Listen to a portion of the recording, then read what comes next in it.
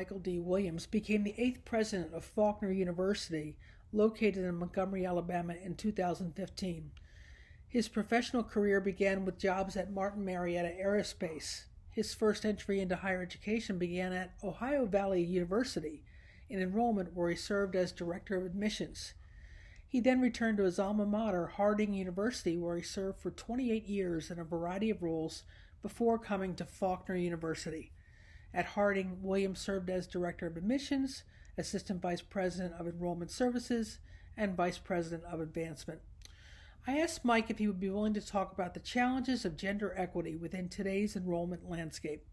Faulkner University competes in the NAIA in Division I, which means they can offer full scholarships to the athletes on their sports teams. As of 2018-19, they have 263 male athletes and 96 female athletes, a percentage breakdown that makes it 73% male and 27% female athletes. The Faulkner undergraduate student body is 58% female and 42% male, putting them out of compliance with Prong 1 of Title IX. Faulkner is one of thousands of schools out of compliance with Prong 1 of Title IX. And let me also state that there are two other ways to come into compliance with Title IX. Still, Mike's frankness to discuss the challenges institutions face in meeting this federal requirement while in the beginning of a long decline in graduating high school seniors nationwide is the topic of today's podcast. And Mike Williams, thanks so much for joining me on our podcast today. We're working with a little bit different audio setup, so hopefully this will be clear enough for our listeners. How are you doing? I'm doing great, Karen. Thank you. I really appreciate you being such a great catalyst for these important conversations regarding collegiate athletics and higher education.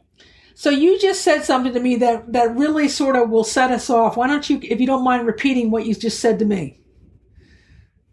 Well, I think one of the things that I was really caught off guard, I've been in the presidency here at Faulkner for 4.5 years, and one of the things that I was really quite surprised is how much of my week is really consumed in collegiate athletics. It really is an important facet, and it's a part of really everyday decision making, and really was caught off guard by it. So this conversation, this broader conversation about where are we going, where are we at, is really important to me, and I know a lot of my colleagues who sit in the president's office.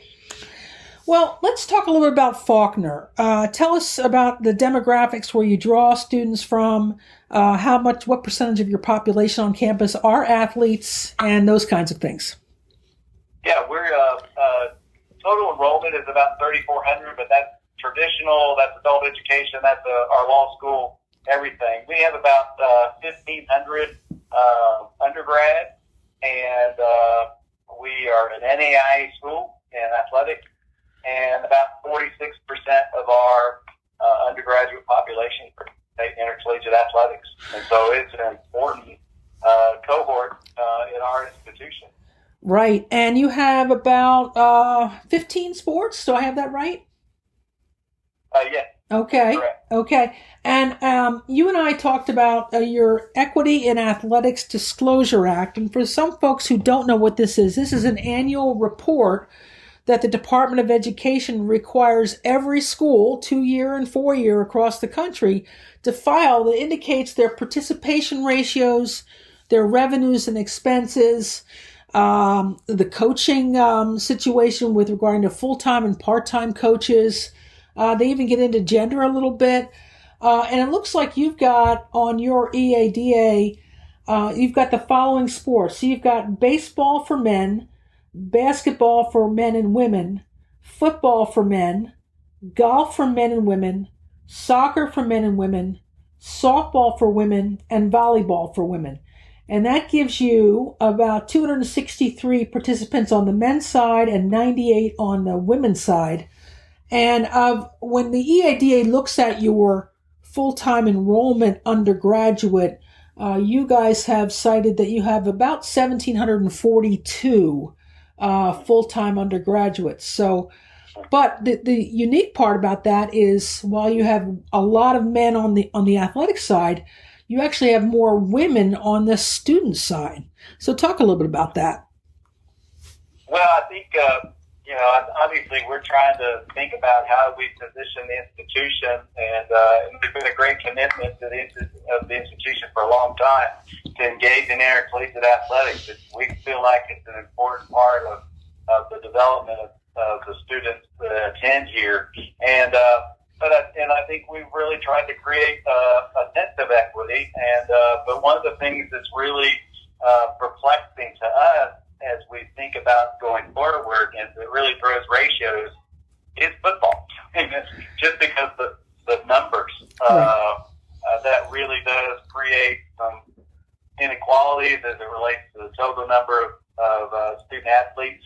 And how do we go forward with football without diminishing some of our long-standing participation in other sports, or have the investment to make in additional sports for women? So football is an interesting dynamic because it does attract a lot of male students to your campus, a lot of athletes to your campus, which for some institutions has been used to offset the trends of more and more women enrolling in college. How long have you guys had a football program?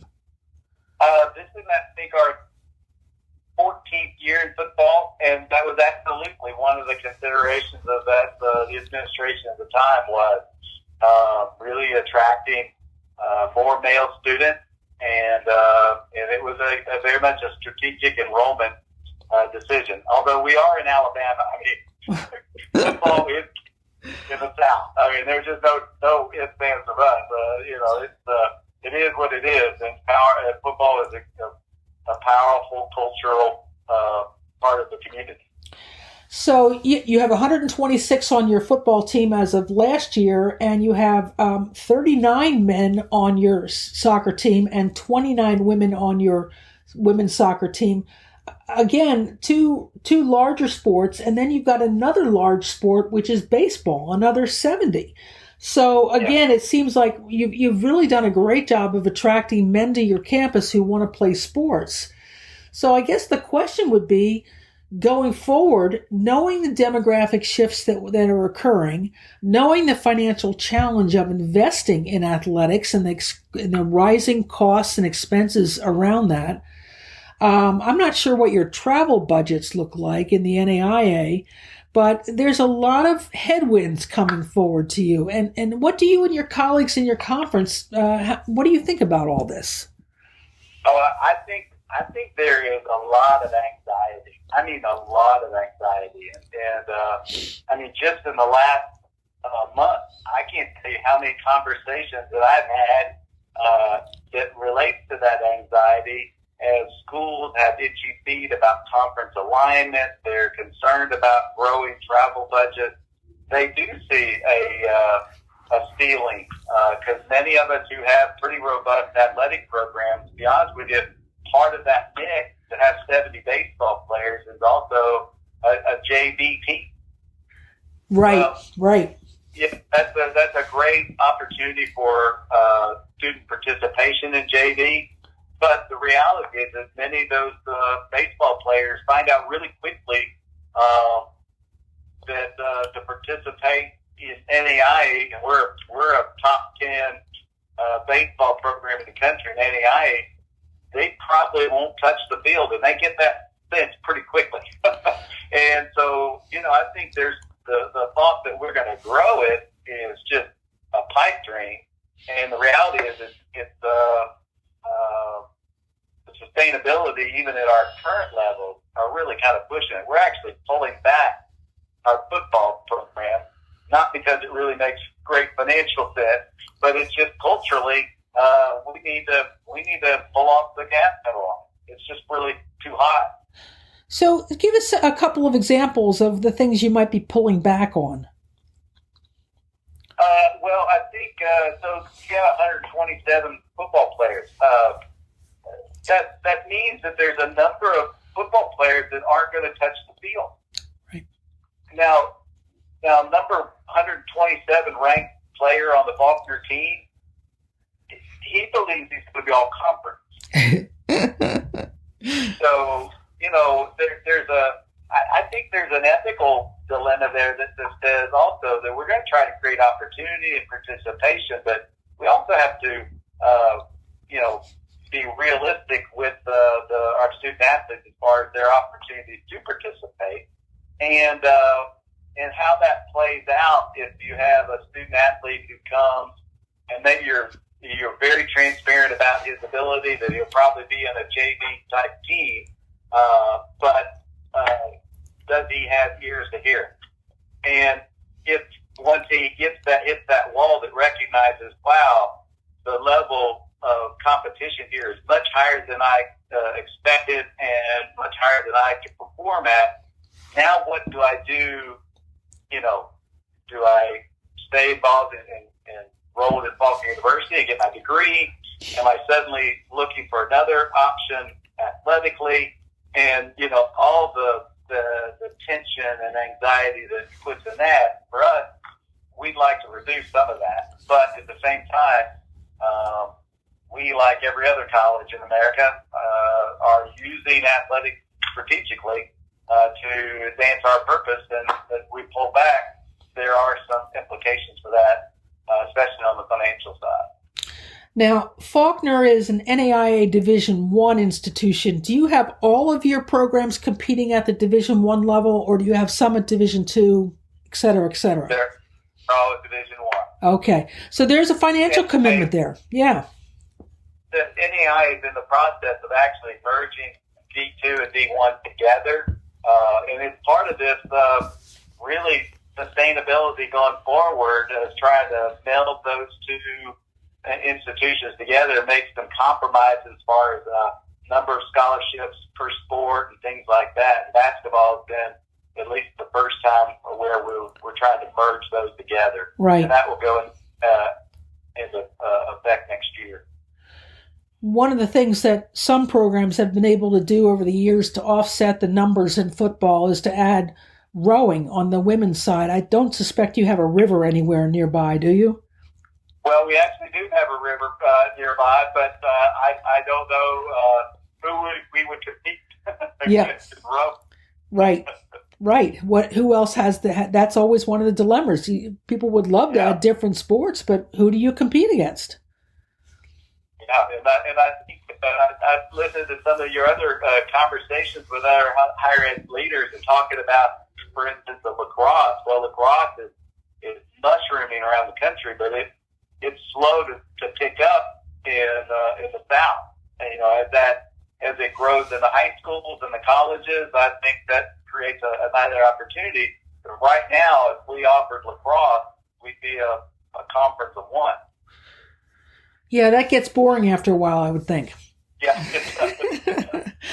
So just to kind of bring this around full circle. So in addition to struggling with what's the ethically right number of people to have on your team with regards to realistic playing time and things like that, you've also got to think about the expense side of having large teams. You've got uniforms and food costs and equipment costs and coaching costs. How do you balance all that out? Well, I think that's part of it. I think if we might look as an observer, even at the Power Five, where there's an arms race, the reality is that arms race trickles down to every sector in collegiate athletics. And I think we may be in the NAIA, but we're positioning ourselves as a top NAIA school. Well, that comes with an investment cost, and as an institution, we're trying to say where is that line where we feel like the investment exceeds some of the return. And the reality is that most of our student athletes, this is their last hurrah. They're going to hang up their cleats at the end of this time, and so. For us, it's also centering back to this idea that athletics is an extension of the classroom. It is about personal development. It is what is learned between the stripes that you can't learn anywhere else. Those kinds of development pieces, and that shapes investment. It also shapes the types of coaches. I think those concern me. It also, I guess, at the NAIA level, and the truth is Division II level as well. I was at an institution for 28 years at D2. And one of the things that we find is that, our coaching staff typically are looking, as most of us are, for career opportunities in the future. Right. So they're going to make choices regarding their own personal leadership that positions them well for the next level. Well, that can really work against the model that the institution's put in place, to the point where, if we're just a launching pad for your career, we may not be the best spot for you. Right. And so, therefore, I think that's why I think my colleagues and I, at every level of collegiate athletics, we have to really step back and say, where is this really headed? And how does that shape not just the recruitment of student athletes, but really the coaches, to be honest with them and transparent with them as far as, is this a good fit?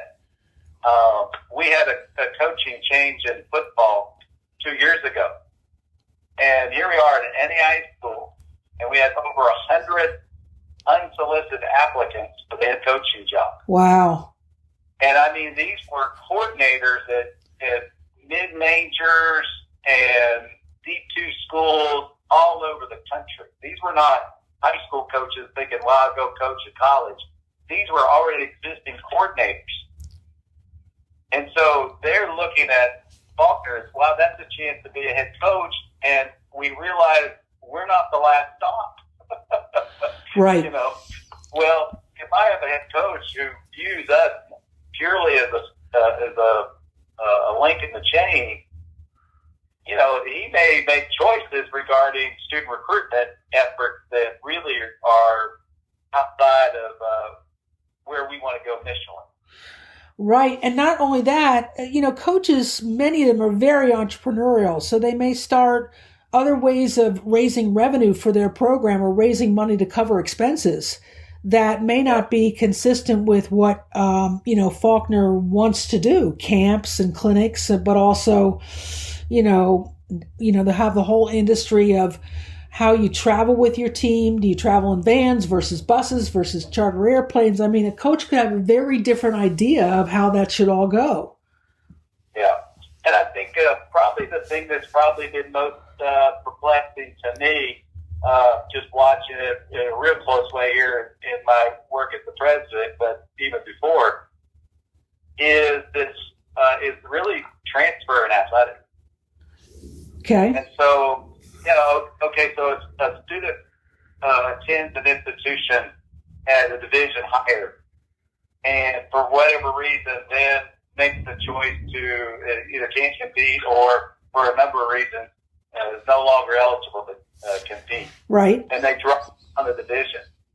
That's if at face value, that's really great when you say, wow, here's a student athlete who goes to a Division I school. It doesn't really work out for them the way they hoped, and they drop down to a D2 school, and they start. There's great opportunity, and it's a win-win. But that is really the area where student or athletic programs and NAIA, D2, smaller D1s, where, quite frankly, if you get a coach that's really thinking about their next stop, they're going to pick up as many transfers from an upper level down, and that a lot of times is a complete disaster institutionally. Interesting. That's probably a summarization. I mean, obviously, the transfer opportunities as we watch those change, even at the Power Five, is wonderful. You look at our Heisman Trophy winner who went to a school that I love, Ohio State, but yet it didn't work out. He goes to LSU and he has opportunity. That's wonderful. But so many times the transfer situation in collegiate athletics doesn't always work out culturally. Yeah, I'm actually quite fearful of that across all divisions because I think it may upend the continuity of small campuses like yourself, because so much of athletics is part of the student body on your campus. And if you have athletes coming and going every term, that creates a lot of infrastructure challenges as well. Oh, absolutely. Absolutely. In the Faulkner student body, we have 40 different states represented, but our football program, which it quite frankly used to do, where we may bring in a previous coaching staff, we had 25 or 30 junior college transfers from the West Coast. That's a really different kind of mix in the students, and we're looking for diversity, but that also can be a recipe for disaster as far as, is it really a good fit? Right. And if they go, you wonder, did we do anybody a service working through that? Right, right. So to kind of wrap this piece up, do you sit down and have these conversations with your athletic director, with your faculty rep, with any folks besides presidents?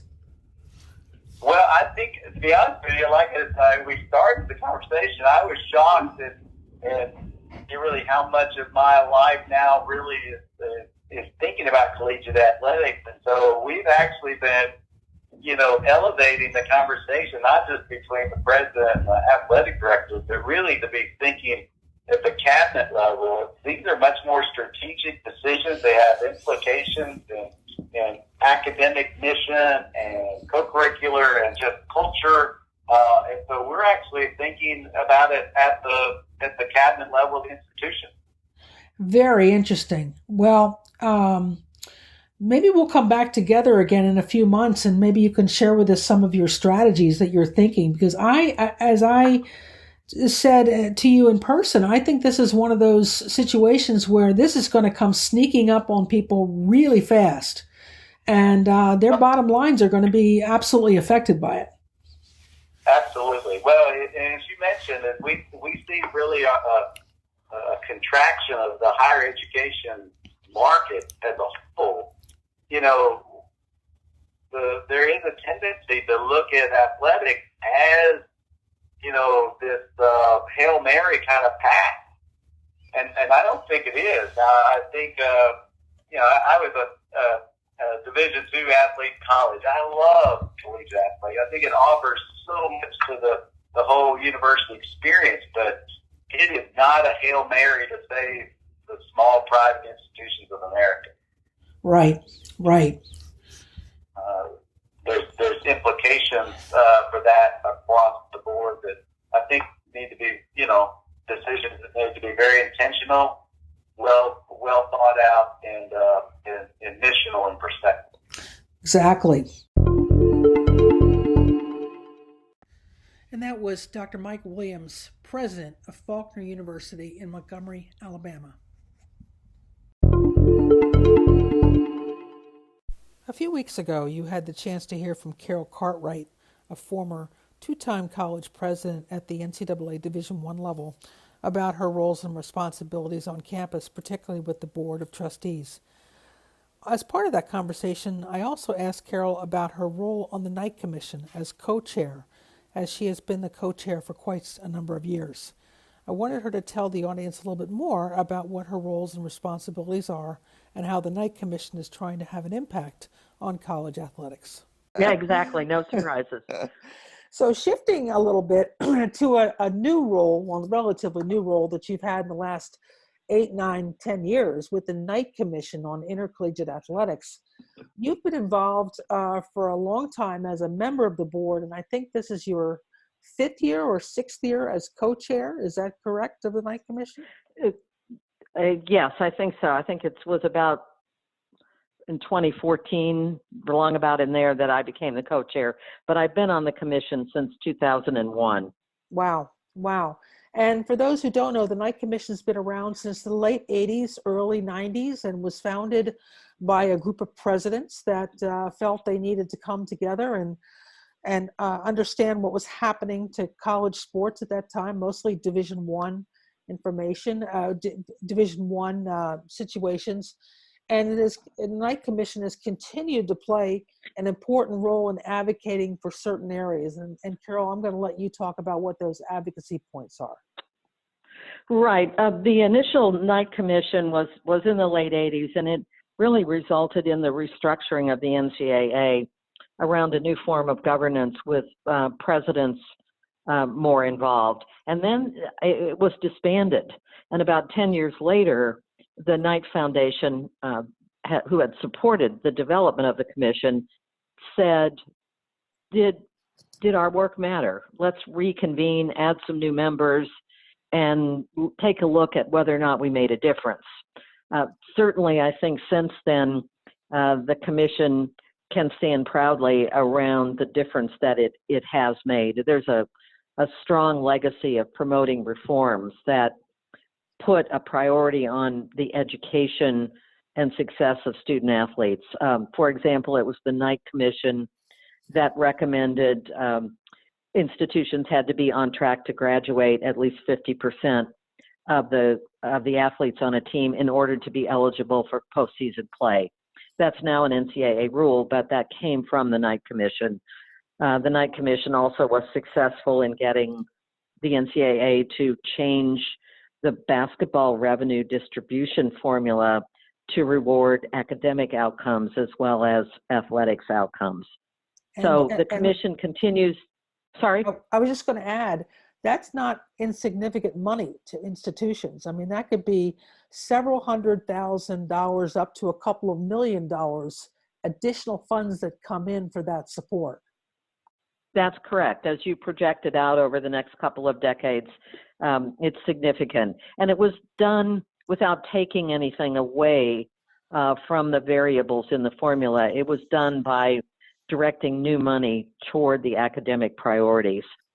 The commission continues to evolve and is now, while it has great success advocating for academic reforms, is now putting a greater priority on the health and safety of student athletes and on their fair treatment. So we'll continue to advance recommendations and do research and convene policymakers around some of the issues that continue to play out in college athletics. And our end goal is to be sure that we have a comprehensive college sports system in this country that puts the priority on student athletes' education, health, and safety and well-being.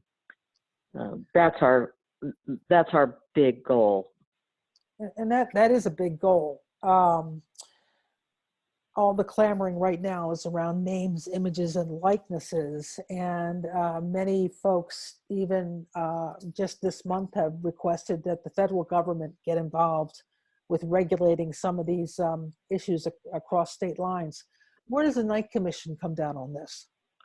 And the Knight Commission has not taken a particular position on the issue since the California legislation and the new federal initiatives that appear to be underway. But in keeping with its longstanding role of doing good background work and due diligence, has convened several meetings on this topic and is currently sharing with groups that are looking into these issues a paper that the commission supported a couple of years ago by Gabe Feldman that talked about ways in which name, image, and likeness could be managed on an ongoing basis. So we'll continue to be a resource for individuals and legislators, policymakers who are looking into the issue. But I think you can see from our focus on the fair treatment of student athletes that while we haven't recommended a particular approach, that we want to see fair treatment of the student athletes. And of course, other students within the institutions do have opportunities that student athletes don't. That's correct. Yeah, that's correct. So as we begin to wind this down, one question really stands out with me is in addition to your role working with the board, overseeing universities, being involved with the Knight Commission for a long time, almost 20 years. You've also held key roles in higher education associations like ACE, the AACU, APLU, and others. And my question to you is, do they play a role in athletics oversight or trying to manage some of these larger, more ornery issues that are facing college athletics, or is that just completely out of their wheelhouse? The organizations that you mentioned did not play a significant role in college athletics, but have from time to time taken on special projects. For example, the American Council on Education several years ago convened an expert panel looking at academic issues. And that would be within their mission to do that. The others, from time to time, have taken a position on a particular issue, but haven't seen athletics in the big way that you're thinking about it as a part of their overall mission. The Association of Governing Boards has an ongoing strand of work about athletics as it relates to trustee roles. And that organization has regularly included articles about the trustees' roles in athletics in their publications, in their policy pronouncements. And last year, for example, at their annual meeting, I did a workshop, a pre-conference workshop on the role of intercollegiate athletics and the trustees' role in oversight of athletics. So they have taken on those responsibilities in a way that's a bit larger than some of the others. The AAU, which is the very elite group of top-tier research universities, has recently indicated that they might want to weigh in on this as well, but it hasn't been something that they've historically done. Interesting. Well, you've still got a lot of years to go in this analysis of intercollegiate athletics, but what do you know now today about athletics that you wish you had known when you became president? That's a question that's often asked, and it's hard after being a president for nearly 20 years and being in higher education for about 50 years to really go back and reflect on those times so long ago. I suppose what most presidents believe is the emotion around athletics. I mean, certainly there's a lot of emotion around other aspects of university life as well, particularly by those who are deeply engaged in a particular discipline or a particular club or organization. But athletics, because of the position that it has in American society, tends to get even more emotional when there are issues. And I already mentioned, sometimes trustees can get more like fans than fiduciaries and have to be coached back to their role. I mentioned my own experience of deleting a program where people who never even went to the event became emotional about it. So I imagine most presidents would say that just the emotion around issues related to athletics has surprised them somewhat. Absolutely. Well, Carol Cartwright, I want to thank you so much for spending a few minutes with us, giving us kind of a global educator view of where this relationship between presidents and trustees is today and the importance it plays in steering an institution to living its full mission and values. So thank you so much. You're welcome. It's been a pleasure. Thanks, Karen. Thank you. Can you stay with me while I turn this off? Yeah, right. Okay. That's a wrap. Thanks for joining us for another week of thinking about college athletics from the 30,000-foot perspective. In case this is the first time you are joining us, the podcast drops every Thursday morning. You can listen to previous guests and topics on 8 different podcasting platforms, including iTunes and Spotify. Each week, I will strive to give you a deeper understanding of the complexities of higher education and intercollegiate athletics in the 21st century. Please also join me on Forbes.com for additional content and extended analysis.